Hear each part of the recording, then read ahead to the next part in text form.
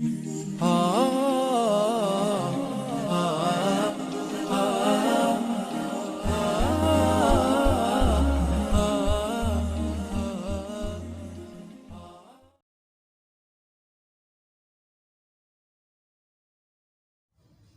ونصلی ونسلم علی رسولہ الکریم، اما بعد۔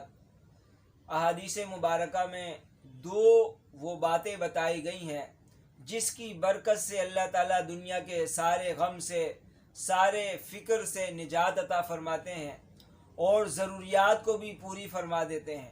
اس میں سے تو ایک قرآن پاک کی تلاوت ہے، جس کو حدیث مبارکہ میں اللہ کی طرف سے حدیث قدسی میں فرمایا کہ اللہ تبارک و تعالیٰ فرماتے ہیں، من شغلہ القرآن عن ذکری و مسلتی، جس کو قرآن کی مشغولیت نے باقی اللہ کے اذکار کرنے سے مشغول کر دیا اور اللہ سے سوال کرنے سے مشغول کر دیا، تو فرمایا کہ اعطیتہ، میں اس کو دیتا ہوں افضل ما اعطی السائلین، جو سائلین کو دیا جاتا ہے اس سے میں بڑھ کر اس کو عطا فرماتا ہوں۔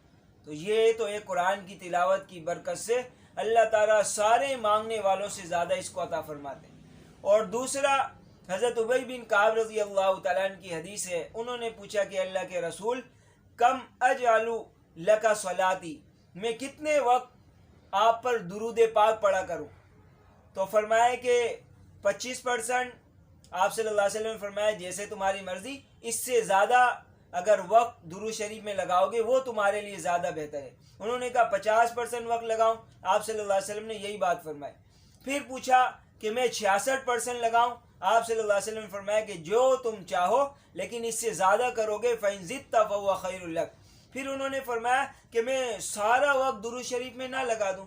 آپ صلی اللہ علیہ وسلم نے فرمایا اگر سارا وقت تم درود پاک میں لگا دو گے تو فرمایا کہ اِذَن تُكْفَى هَمُّكَ، کہ اس وقت تو پھر تمہاری ساری تمنائیں، سارے غم فکر دور ہو جائیں گے، تمنائیں پوری ہو جائیں گی، وَيُغْفَرُ ذَنْبُكَ، اور تمہاری ساری کوتاہیاں بخش دی جائیں گی۔ تو یہ دو عمل ہے۔ اللہ تعالی ہمیں بھی کثرت سے قرآن پاک کی تلاوت کرنے کی توفیق نصیب فرمائے اور کثرت سے درود پاک پڑھنے کی توفیق عطا فرمائے۔ اللہ